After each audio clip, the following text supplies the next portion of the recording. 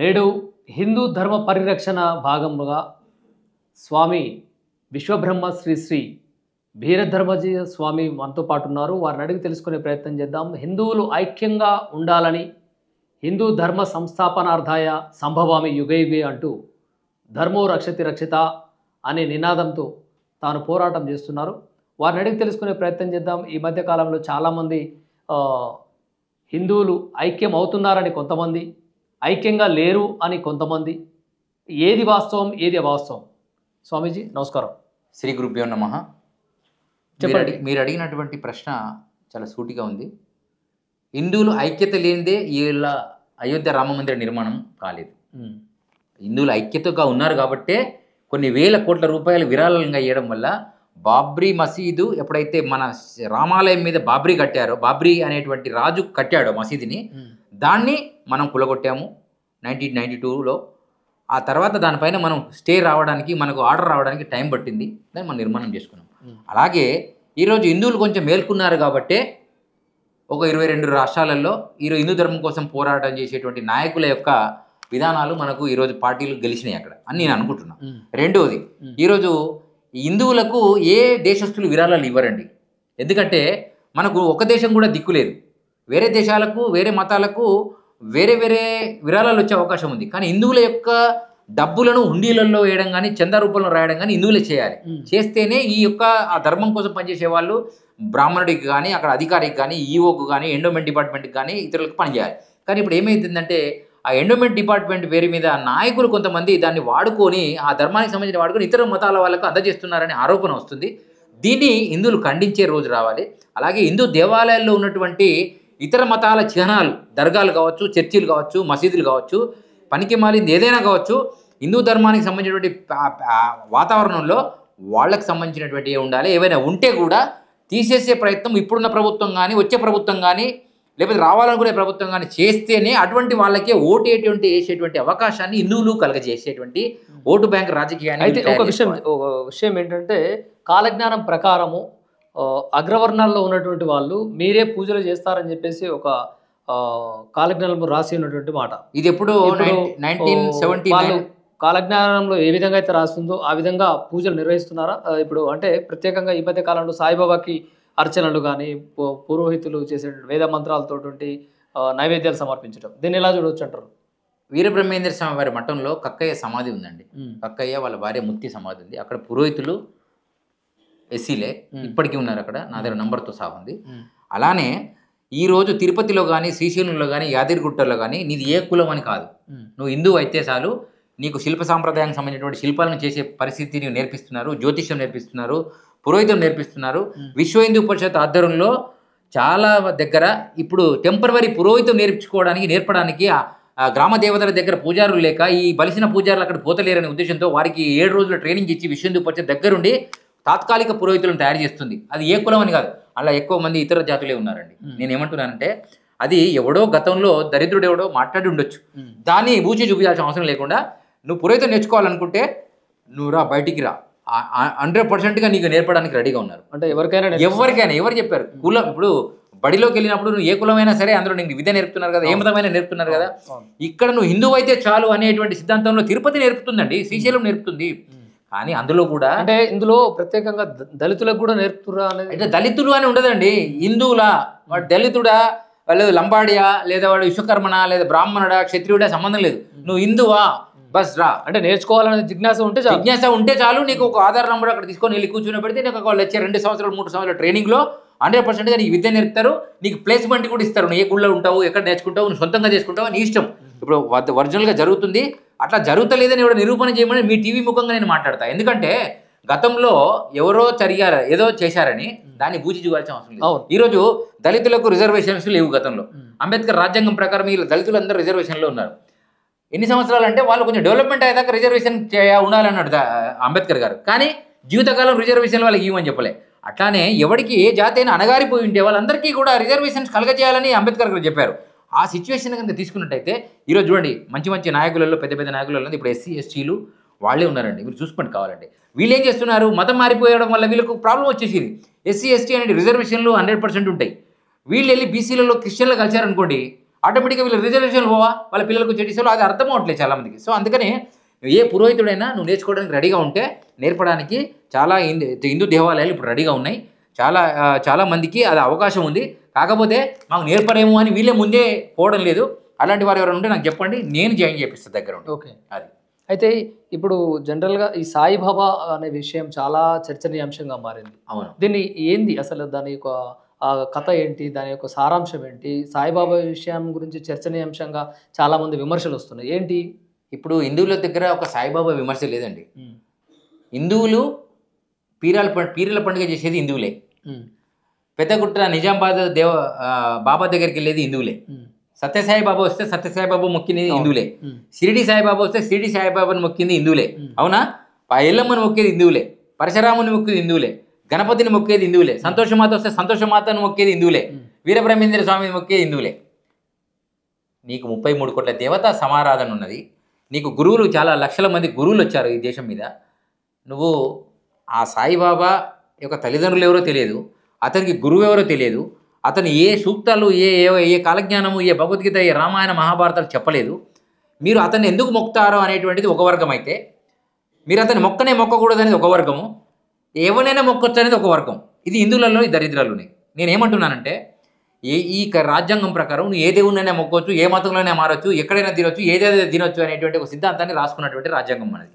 So దీనిలో ఇప్పుడు హిందువులకి ఈ సమస్య ఎందుకు వచ్చిందంటే, ఇప్పుడు ఒక పక్క క్రిస్టియన్లతో కొట్టాడాలన్నా, ఒక పక్క ముస్లింలతో కొట్టాడాలన్నా, ఇప్పుడు ముస్లిం కాక హిందూ కాక అటు ఇటు కానీ సాయిబాబా భక్తులు ఈ దేశంలో హిందువులు ఎక్కువయ్యారు కాబట్టి వాళ్ళతో యుద్ధం చేయాలనే ఆలోచన, ఆ మత వాళ్ళతో కొట్లాడాల్సిన అవసరం ఎందుకు చేయాలంటే, వాళ్ళు డైరెక్ట్గా ఒక సెఫీ అనేటువంటి ఒక ముస్లిం ప్రవచనకారుడు ఏం చెప్తున్నాడు, సాయిబాబా అనేవాడు హిందూ కాదురా బాబు, వాడు ముస్లిము. సైఫుద్దీన్ బాబా అతను ఎప్పుడు కూడా సబ్కా మాలిక్ ఏకే, సబ్ అల్లా అచ్చా కరేగా, అల్లా భలా కరేగా అని అన్నాడు. ఎప్పుడు ముస్లిం వేషంలో ఉన్నాడు, కానీ ఇక్కడ బొట్టు పెట్టుకున్నట్టు, రుద్రాక్షలు వేసుకున్నట్టు, చేతిలో రామాయణాన్ని మహాభారతాన్ని పట్టుకున్నట్టు, లేదా హనుమాన్ చాలీసా చదివినట్టు చరిత్రలో ఇక్కడ లేదు అన్నారు అని ఆయన చెప్తున్నాడు. రెండో విషయం ఏమిటంటే, ఒక ఇటుక తన చేతిలో ఉండేది, ఆ ఇటుక ఒకరి ప్రాణాన్ని రక్షించింది, ఇరిగిపోయినప్పుడు పోయింది అని చెప్తారు. ముస్లిం యొక్క సమాజంలో వాళ్ళు మూత్రం పోయినప్పుడు ఇటుక పెట్టెను వాడేటువంటి అవకాశం ఉంది. సో అటువంటి ఆచారం ఉంది. అటువంటి దానికోసమే యూజ్ చేసేటువంటి సాయిబాబా ఆ ఇటుకను వాడాడు అని ఇంకొకరి ప్రవచనం. ఈ గురు సాంప్రదాయం, ఇది గురువు సాంప్రదాయం అని చెప్పారు. మన దాంట్లో వాల్మీకి గురువు బాగుంది, ఆంజనేయ స్వామి గురువు బాగుంది, శ్రీకృష్ణుడు బాగుంది గురువు, రాముడు గురువు బాగుంది, పరశురాముడు గురువు బాగుంది. వీళ్ళందరూ గురువులే. వీళ్ళు దేవతలని మనం అనుకుంటున్నాం, దేవునికి ఆకారం లేదు. ఎందుకు లేదు అంటే, ఆ విషయము అల్లా అనే పేరు మీద వాళ్ళు చెప్తున్నారు, అల్లా ఏకహే అలేలుయా ఏకహే అని. వీళ్ళు దేవుడు ఒక్కడే అని వీళ్ళు చెప్తున్నారు, కానీ దేవతల పేరు చాలా చెప్తున్నారు. మరి దేవుడు ఒక్కడే అంటున్నారు. మన దాంట్లో అంటే హిందువుల దాంట్లో 33 కోట్ల దేవతలు ఉన్నారు. 33 కోట్ల దేవత సమూహం అంటే, ఇప్పుడు ఈ రాజ్యాంగంలో ఈ రాజు నడవాలి, ముఖ్యమంత్రి నడవాలంటే దాని కింద మంత్రులు ఎంతమంది అండి, ఎమ్మెల్యేలు ఎంతమంది, సర్పంచ్లు ఎంతమంది, కార్పొరేటర్లు ఎంతమంది, కౌన్సిలర్లు ఎంతమంది, ఆ టైప్ అనమాట. అంత కలిసి ఏమవుతుంది, కాంగ్రెస్ అవుతుంది లేదా బీజేపీ అవుతుంది, అంతా ఒకటే. నేను ఏమంటున్నానంటే, అట్లానే ఆనాడు దేవతా సమూహంలో ఇంద్రుడు ఉన్నాడు, చంద్రుడు ఉన్నాడు, సూర్యుడు ఉన్నాడు, రవి, వీళ్ళందరూ కూడా దేవతా సమూహం. వాళ్ళకు ఒక్కొక్కరికి ఒక బాధ్యత ఉందండి. లక్ష్మి ఉంది, బ్రహ్మ, విష్ణు, మహేష్, ఇవంతా కూడా ఒక సమూహం. అది ఇప్పుడు మీ టీవీ ఛానలే ఉందనుకుందాం, ఇలా 100 మంది ఉంటారు, ఇలా సీఈఓతో సహా. వాళ్ళందరూ కూడా దేని కిందకి వస్తారు, ఆ ఛానల్ కిందకి వస్తారు. నేను అదే ఛానల్ హిందూ అనే ఛానల్ మీద మాట్లాడదాం అనుకున్నాను. ఆ 33 కోట్ల దేవతా సమూహానికి 3-4 మూలమూరుషులు మన తెచ్చి, అమ్మవారు అందరికీ ఆది దేవత, అయ్యవారు సృష్టికర్త. ఇక్కడ ఈ రెండింటి పక్కకు పెట్టాం. భగవంతుడు సర్వాంతర్యామి, సృష్టికర్త అనేటువంటి ఆ విశ్వకర్మ నిరాకార స్వరూపము. అతనికి కూడా ఆ విశ్వకర్మ పేరు మీద 5 దేవతలు వచ్చారు. ఒకతను భువన ఋషి విశ్వకర్మ, పంచముఖ విశ్వకర్మ, ఒక్కటే ఏనుగు మీద ఉన్నటువంటి విశ్వకర్మ. ఇట్లా చాలా మంది విశ్వకర్మలు వచ్చారు. రేపు సెప్టెంబర్ 17 నాడు ప్రపంచవ్యాప్తంగా విశ్వకర్మ యజ్ఞ మహోత్సవం లేదా విశ్వకర్మ జయంతి అనే పేరు మీద జరుగుతుంది. భగవంతుడికి ఆకారం లేనప్పుడు జయంతి ఎక్కడిది, ఇది ప్రశ్న. ఇక్కడ భగవంతుడికి ఆకారం లేదంటే, ఆకారాలు ఉన్నాయన్నీ కూడా భగవంతుని ఆధీనంలోనే ఉన్నాయి. ఇప్పుడు శ్వాస ఉందండి, లోపలికి వెళ్తూ వస్తుంది. ఎవరు పంపిస్తున్నారు, రాముడా, కృష్ణుడా, అల్లానా, జీసస్ అంటే భగవంతుడు అనేవాడు శక్తి స్వరూపుడు. అమ్మవారు అయ్యవారు కలిసినటువంటి ఒక శక్తి స్వరూపమే, బీజమే స్త్రీ పురుష సంయోగం. అదే ఈ జంతువులలో కానీ, పిట్టలలో కానీ, పాములలో కానీ, ఆవులలో కానీ, ఎద్దులలో కానీ, మనుషులలో కానీ స్త్రీ పురుష సంయోగ బీజమే ఉంటుంది. సో ఈ బీజమే మూలము, సృష్టికి మూలం. సో దీన్ని దృష్టిలో పెట్టుకొని మనమంతా భగవంతుడు అంటే సర్వాంతర్యామి విశ్వకర్మ అని ఎప్పుడైతే ఈ హిందువులకు అర్థమవుతుందో, అప్పటిదాకా ఈ కొట్లాటలు నడుస్తూనే ఉంటాయి. లేదంటే ఈయన రాముడు అంటాడు, ఆయన కృష్ణుడు అంటాడు. కృష్ణుడు త్రేతాయుగం ద్వాపర యుగంలో వచ్చాడు, రాముడు త్రేతాయుగంలో వచ్చాడు. అయితే ఇప్పుడు హిందూలో కూడా చాలా మంది ఓం శాంతి అనేది కూడా ఒకటి ప్రచారం సాగుతుంది. ఈ ఓం శాంతి అనే వాళ్ళు ఎందుకు ఇంతమంది మరి చూస్తేనేమో ఓం శాంతి అంటారు, యోగం చేస్తుంటారు, ధ్యానం చేస్తుంటారు, తెల్లబట్టలు వేస్తుంటారు. ఏంటి వీళ్ళ సారాంశం ఏంటి, వీళ్ళ ముఖ్య ఉద్దేశం ఏంటి? నేను ఏమంటున్నానంటే హిందువులకు మాత్రమే ఇవన్నిటి మీద అవగాహన లేకున్నా కానీ ఎవరు ఏది చెప్పినా ఈ సర్వే జన సుఖినో భవంతు, సర్వ ప్రాణులన్నీ కూడా భగవంతుని ఆధీనంలో ఉన్నాయి కాబట్టి ఏ చెప్పినా మొక్కుంటూ పోయారు. ఇప్పుడు అలా మొక్కుకుంటా పోతే వీళ్ళని వాళ్ళు తొక్కుకుంటా పోయే పరిస్థితి వస్తుంది. కాబట్టి ఇలా ఓం శాంతి, దానిలో ఏముంది, ఓం శాంతి అని ఉంది, రైట్? దాన్ని ఎవరు పెట్టారు?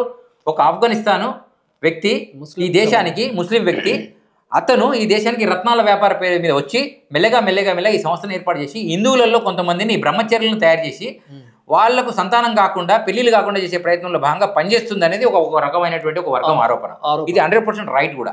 అది హిందువులలో కూడా ఉంది. నేను కూడా చెప్తా, అది ఓం శాంతిలో లేదు. ఎందుకు చెప్తానంటే అసలు ఓం అంటే ఏంటో మీకు లాస్ట్లో చెప్తా.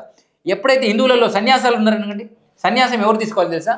అంటే వాళ్ళకి పెళ్లి మీద ధ్యాస లేని వాళ్ళు. నో పెళ్లి మీద ధ్యాస అవసరం లేదు. పశువులకు పెళ్లి మీద ధ్యాస లేదండి. సంభోగం చేయడం లేదా, అది ఎల్లిగడ్డ ఏం తినడం లేదు, దానికి పిల్లలు పుట్టడం లేదా, దానికి కామం లేదా. ఇవన్నీ నేను ఒకటేనంటే కేవలం మానవుడు మాత్రమే మాధవుడు అయ్యే అవకాశం ఉంది. వాడు మాత్రం తత్వ సాధన తెలుసుకొని బ్రహ్మచర్యాన్ని సాధించుకోవచ్చు అని 2 రకాల పద్ధతులు చెప్పారు. ఆది శంకరాచార్యుల వారు 27కే పోతారని చెప్పారు ఆయన లెక్క ప్రకారం. కానీ ఆయన 32 సంవత్సరాలకు అవకాశం వచ్చింది, శ్వాసను కాపాడుకున్నాడు ఆయన. ఇతర విద్యలు నేర్చుకొని ఈరోజు లలితా శాస్త్రము అనేకమైనటువంటి విద్యలు మనకి ఇప్పుడు చదువుతున్నటువంటి శ్లోకాలన్నీ అతనే ఆధీనమే. అతను ఏం చేశాడంటే 32 సంవత్సరాలలో ఈ హిందూ ధర్మంలో ఉన్నటువంటి చీడపీడలు, ఒకడు వైష్ణవుడు, ఒకడు రాముడు, ఒకడు భీముడు, ఒకడు శివుడు, ఒకడు అమ్మవారు, ఒకడు గానాపత్యం అని కొట్లాటల్లో మాంత గొప్పోడు లేడు మాంతవా అని కొట్లాడితే వాళ్ళందరినీ 72 కులాలలో ఉన్నటువంటి చీడా మతాల్లో ఆ మార్గాలని ఆయన ఏకదాటిపై తెచ్చి వాదించి భేదించి అతను జగద్గురు పీఠం ఏదైతే ఉందో శారదా పీఠానికి అధిపతిని చేయడం జరిగింది. ఆ కాలంలో 32 సంవత్సరాలు ఆయన సమాప్తం అయిపోయాడు.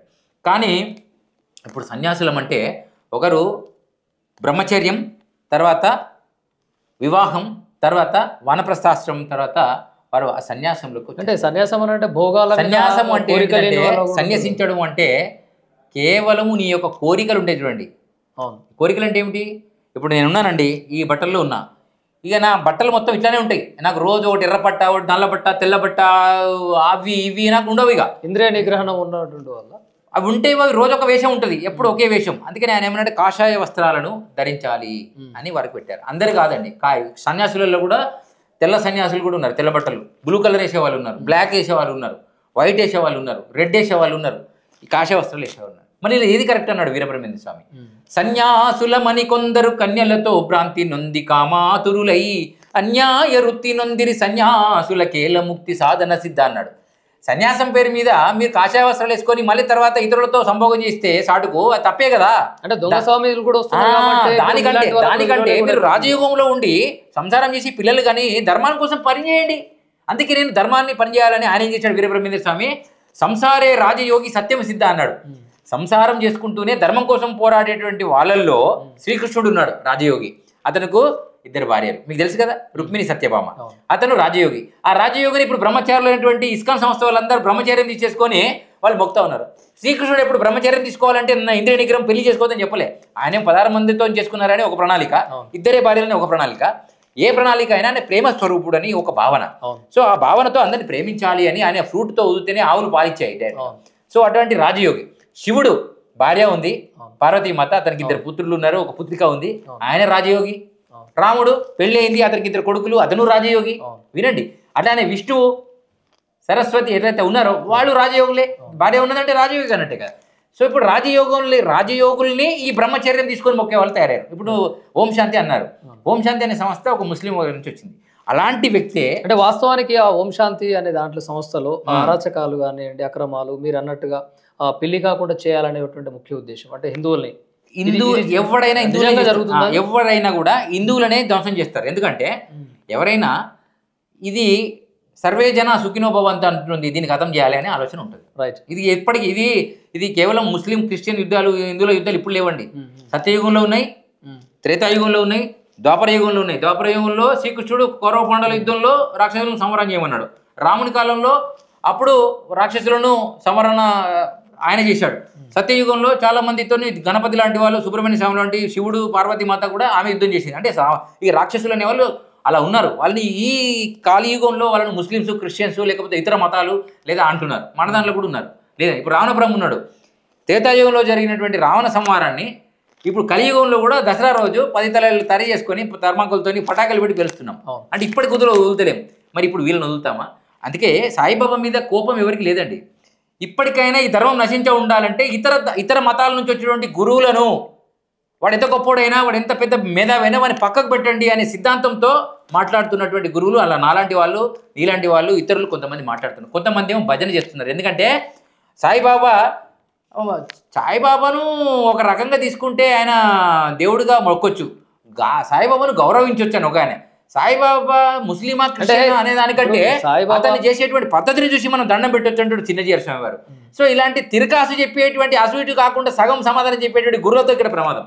సూటిగా చెప్పండి అయ్యా, ఇప్పుడు రామానుజుడే గొప్పోడు కాబట్టి నువ్వు అంత పెద్ద విగ్రహం పెట్టావు, మరి సాయిబాబా గొప్పోడు అని ఎట్లా చెప్తావు? చెప్పడానికి లేదు. జగద్గురు అంటే రామానుజుడే అన్నప్పుడు మరి ఇతరులు ఎవరు కాదని అర్థం కదా. మళ్ళీ సాయిబాబా మంచోడే అతను అవి చెప్పకూడదు. నువ్వు డైరెక్ట్ చెప్పు. నేను వీరబ్రహ్మేంద్ర స్వామి చెప్తున్నా, ఆయన ఇతర మతస్థులు అంటే సిద్ధేను ముస్లింలు తన దగ్గర తీసుకున్నాడు. మాది కక్క దళితుడు వర్గం అని ఇబ్బంది పడుతున్నటువంటి ఆ మాది కక్కని దగ్గర తీశాడు. బ్రాహ్మణుడు ఎక్కడైతే బ్రాహ్మణులు కూడా వైదికులు, నియోగులు, యోగులు అనేటువంటి నానా జాతులు ఉన్నాయి. దాంట్లో వాళ్ళల్లో ఒక అన్నాజీ అని దగ్గర తీసుకున్నాడు. ఒక రెడ్డి శూద్రుడు అనేటువంటి వంశంలో వచ్చి రెడ్డిని గరిమిరెడ్డి అచ్చమ్మ వారి వంశం తీసుకొని ఆవులను కాసి వారి కొడుకుకు పుట్టుకు గుడ్డి ఉంటే కూడా కళ్ళు తెప్పించాడు. ఇలా అన్ని వర్ణాలను ఏకం చేసేసి మీరంతా హిందువులు రా నాయన, గతంలో మీరు హిందువులు కాబట్టి ఇప్పుడు నువ్వు ముస్లింగా మారావు, నువ్వు శూద్రుగా మారావు, కానీ మీరు అందరూ హిందువులుగా మారండి అని ఆయన ఒక వర్ణాన్ని తీసుకొని వచ్చాడు. అందుకనే వీరబ్రహ్మేంద్ర స్వామి కాలజ్ఞానం ఈ ప్రపంచానికి అవసరమనే హిందువులను హిందువులను ఏకం చేయమని ఎందుకంటున్నా అంటే ఈ ప్రపంచం అంతా ఉన్నదంతా హిందువులే, వాళ్ళే మతాలుగా మారిపోయారు కాబట్టి వాళ్ళే మీరు మారండి అంటున్నాం. మనం డైరెక్ట్గా వాళ్ళ పేరు తీసుకోవాలి, మతం పేరు తీసుకోవాలి. ఒక విషయం చెప్పండి ధర్మజీ స్వామి, వీర ధర్మజీ స్వామి గారు, ఇప్పుడు భగవంతుని ధ్యానం చేయాలంటే, భగవంతుని నమస్కరించుకోవాలంటే మనసు భక్తితో కొలిస్తే భగవంతుడు ప్రసన్నమవుతాడా, లేకుంటే విగ్రహం ఒక 100 అడుగులు లేకుంటే 10 అడుగులు 2 అడుగులు? మంచి ప్రశ్న వేశారు. ఇక్కడ ఏమన్నాడంటే నిగ్రహంబులేని నిర్భాగ్యులెల్లరూ, నిగ్రహంబులేని నిర్భాగ్యులెల్లరూ విగ్రహములకెల్ల విందు చేసి భోగభాగ్యములను పొందకాంక్షింతురు కాళికాంబహంస కాళికాంబ. నిగ్రహము లేనివాడు విగ్రహాలకు విందు చేశాట. ఇక గణపతి బొమ్మ ఖైరతాబాద్లా 200 ఫీట్లు, బాలాపూర్లా 300 ఫీట్లు, బోలక్పూర్లా 33 ఫీట్లు. అదే ఎందుకు ఇట్లా వీళ్ళింత పెద్ద కేవలం ఆరంభ శూరత్వానికి నాంది. శ్రీశైలంలో శివలింగము గింతకంటే ఎక్కువ ఉండదండి, కొన్ని కోట్ల మంది దర్శనం చేసుకుంటారు.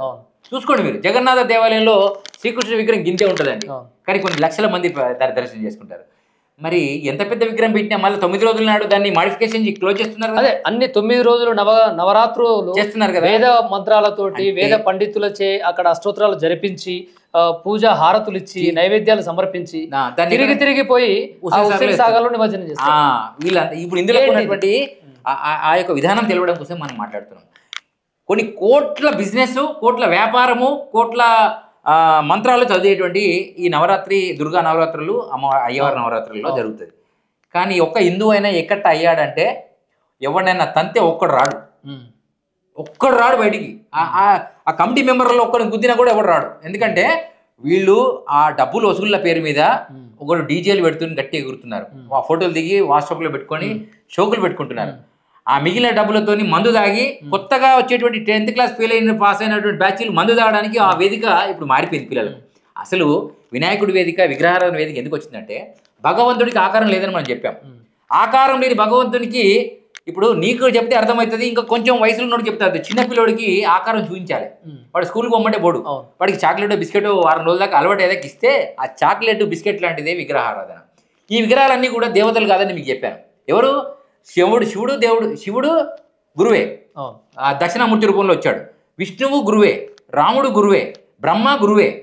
బాగా వినండి, ఆకారం ఉన్నదంటే అతను గురువే, ఆకారం లేనివాడు అతను దైవము అని అర్థం. ఆ దైవం గురించి, ధర్మం గురించి బాగా మాట్లాడడానికి వచ్చిన వాళ్ళే గురుస్వరూపాలు. అందుకనే మనం శ్రీకృష్ణుని జగద్గురువు అంటున్నాం, రాముడిని జగద్గురువు అంటున్నాం, బ్రహ్మను జగద్గురువు అంటున్నాం, విష్ణువు, వీళ్ళంతా గురుస్వరూపాలు. అందుకనే ఆ గురుస్వరూపాలకు ఆకారం ఉన్నాయి కాబట్టి మనం విగ్రహం పెట్టి మొక్కుతున్నాం. రాముని విగ్రహం పెడుతున్నాం, రాముడికి ఆకారం ఉంది, లోకం మీద ఏలాడాడా, రైట్, మొక్కొచ్చు.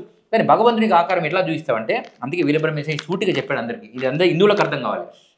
నీ ఇంట్లో ఏ కార్యం జరిగినా అక్కడ గణపతిని పెట్టకపోయినా పర్వాలేదు, అక్కడ శివుని పెట్టకపోయినా పర్లేదు, అక్కడ విష్ణువుని పెట్టకపోయినా పర్లేదు, కానీ ఓంకారాన్ని మాత్రం మీరు పెట్టాలన్నాడు. అందుకనే ఓం కృతికి సమానమొక్కటి గాబోదు, ఓం కృతికి సమానమొక్కటి గాబోదు, లింగవచనమిందు లేనే లేదు, ప్రణవమందు నిలిచే 14 లోకాలు, కాళికాంబ హంస కాళికాంబ.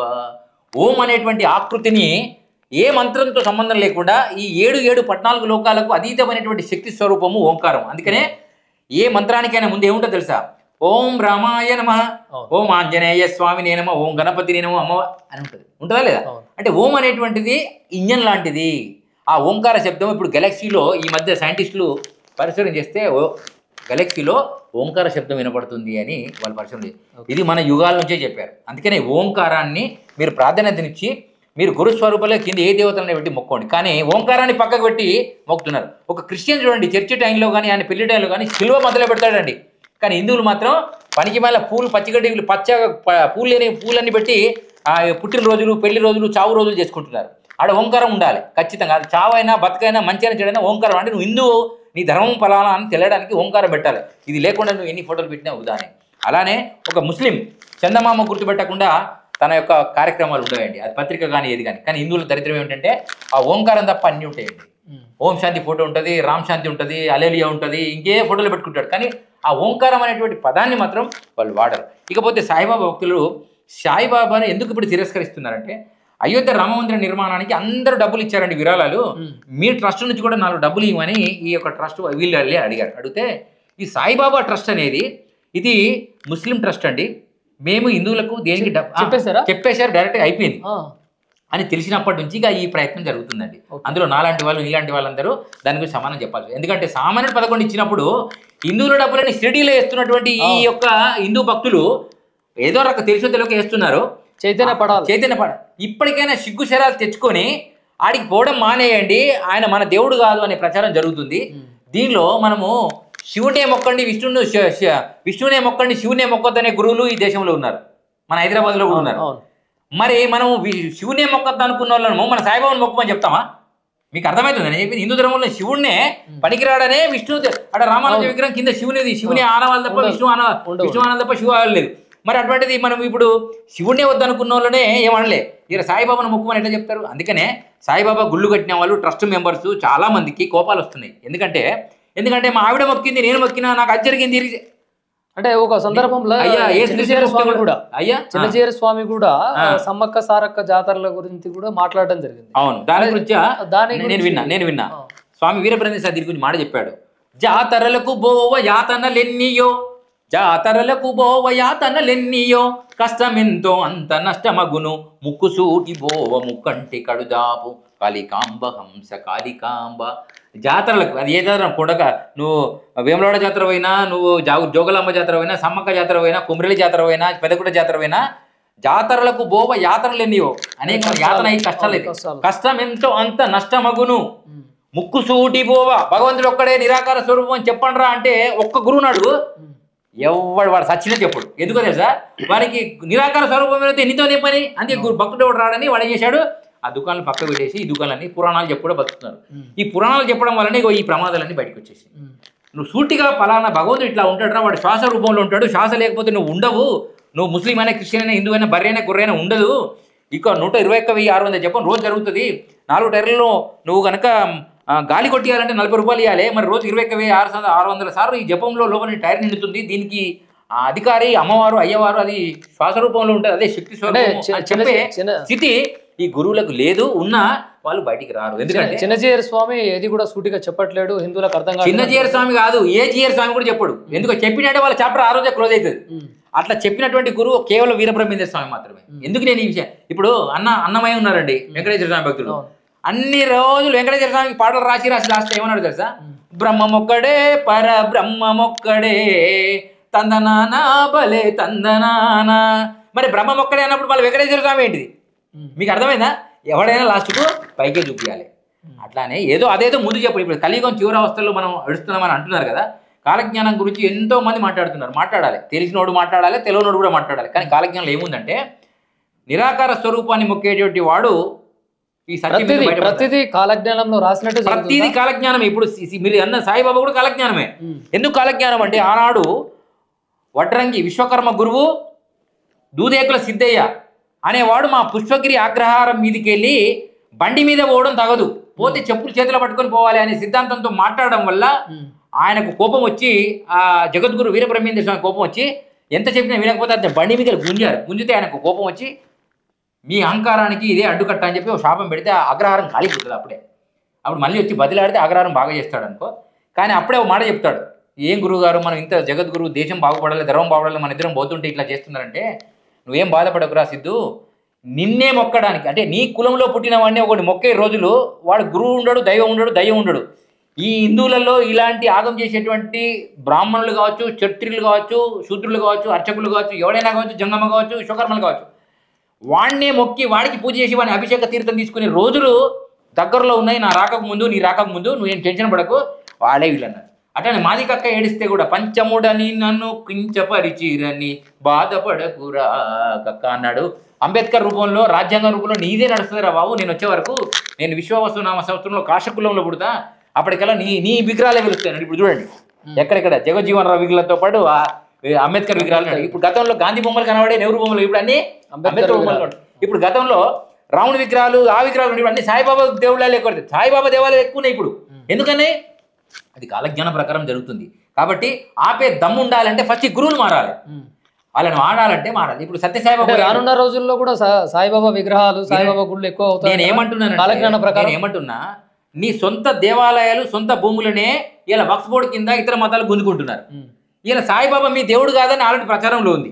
నువ్వు వాళ్ళకి దేవాలయాలు కట్టుకుంటూ కూర్చున్నావు అనుకో, వాడు రేపు పొద్దుగాలు వచ్చేసి సాయిబాబా మా ముస్లిం అండి, ఈ దేవాలయాలు ఈ హుండి అంతా మాదే అని ట్రస్ట్. కాలజ్ఞానంలో బ్రహ్మం గారు చెప్పారు ఆల్రెడీ, నేను పూజించేటువంటి పరిస్థితి వస్తుంది. బ్రహ్మం గారి శిష్యుడే సిద్ధయ్య, ఆయన దూదేకులుడు. ఆ దూదేకుల సిద్ధయ్య హిందూ ధర్మంలోకి వచ్చాడు. కానీ సాయిబాబా గురువు లేడు, ఆయనకి ఎవరు గురువు లేరు, ఎవరు లేరు. ఆయన ఎక్కడికి వెళ్ళి వచ్చాడు? అప్పుడు పురుత్తరు లేదు, ఏం పురాణాలు చెప్పలేదు ఆయన. అట్లాంటి వాడు కూడా వస్తాడు, నీకంటే నేను గురువు ఉన్నాను రా బాబు, నువ్వు బాధపడకు, నీ గురువు అంటే వీరబ్రహ్మేంద్ర అని చెప్పుకోవచ్చు. కానీ అట్లాంటి గురువే లేనివాడికి వీళ్ళు గుడ్డిగా పూజ చేసే రోజు ఈ గుడ్డి నా కొడుకులకు వస్తాయని డైరెక్ట్ చెప్పాడు. ఆ మొక్కేటోడు, ఆ పూజలు చేసేటోడు, ఈ జంజాలు ఫస్ట్ ఆ గుళ్ళ దగ్గరికి ఎవరు పోవాలి? పురోహితులు మానేయాలి. పురోహితులు మానేస్తే గుడి ఇప్పుడు టీవీ స్టూడియోకి వచ్చేటోడు లేడు అనుకోండి, మీరు ఏం చేస్తారండి? అట్లానే ఆ సాయిబాబా దేవుడు కాదని ప్రచారం ఉంది, ఆయన ముస్లిం అని ప్రచారం ఉంది. ఇవన్నీ ఉన్నప్పటికీ ఫస్ట్ పురోహితులు మానేస్తే ఈ పండితులు కూడా దాని మీద మాట్లాడారు. కానీ గరికపాటి గారు కూడా సాయిబాబాను మనం దేవుడిగా కాకుండా ఒక అవధూతగా చూడొచ్చు అంటాడు ఒక ఆయన. ఇంకో ఆయన అంటాడు, నేను పొద్దున్న లేస్తే సాయిబాబాకి దండం పెడతానండి, నా జీవితం ఇలా పరమార్థం అంటాడు చాగంటి కోటేశ్వరరావు. చిన్నజీర స్వామి ఈ భక్తులు ఎక్కడ నా మీద ఆగ్రహవేశాలు చేస్తారని సాయిబాబాను ముస్లింగా చూడకపోయినా కనీసము ఒక మంచి వ్యక్తిగా చూడొచ్చు అండి అంటాడు. ఇక రాధా మనకృష్ణదాస్ అంటాడు, సాయిబాబాను గురువుగా చూడకపోయినా మనం గౌరవిద్దాం అంటాడు. ఇవన్నీ కొండె గొర్రెల మాటలే. నేను అంటాను డైరెక్ట్ మీరు మొగోళ్ళు అయితే డైరెక్ట్గా అరే బాబు మన దేశంలో ఇన్ని దేవతలు ఉన్నాయి, ఈ దేవుడిని ఈ గురువుని అని చెప్పేవాడిని మొక్కవడం మానవుని అని చెప్పండి. ఎందుకంటే అట్లా మానేస్తే అటువంటి వాళ్ళందరికీ వీళ్ళు ఇక్కడ కనెక్ట్ కారు అని వీళ్ళు భయం. కానీ నాకు ఆ భయం లేదండి. ఎందుకంటే నాకు పెద్ద ఆశ్రమం లేదు, నాకు పెద్ద గుడి లేదు, నాకు పెద్ద బడి లేదు. ఈ దేహమే దేవాలయము, ఈ ధర్మమే నా యొక్క దేవాలయము. ఈ యొక్క ధర్మ సంస్కృతి ఇది ధ్వంసం అయిపోతే ఈ ఆశ్రమాలన్నీ కుంటుపడిపోతాయి. అంటే మీకు వాళ్ళకు ఉంది కాబట్టి మీకు లేదు కాదు. నా ధర్మం, నా సాంప్రదాయంలో మా గురువు గారు మా వీరబ్రహ్మేంద్ర స్వామి వారి తత్వాన్ని బట్టి నేను మాట్లాడుతున్నా. మా వీరబ్రహ్మేంద్ర స్వామి యొక్క మఠంలోనే ఇప్పుడు మఠాధిపతి లేడు. ఆయన కాలజ్ఞంలో చెప్పారు, నా మఠానికి 6 దొండ తీగలు అమ్ముతాయి అన్నాడు. 6 దొండ తీగలు అంటే గతంలో భార్యకు 4 కొడుకులు కన్నారు. ఒక ఆయన వెంకటాద్రి అని, ఇంకో ఆయన అని, అట్లా 4 కొడుకులు. ఇప్పుడు మళ్ళీ పెళ్లి చేసుకున్న ఆయనకి 2 పుట్టారు.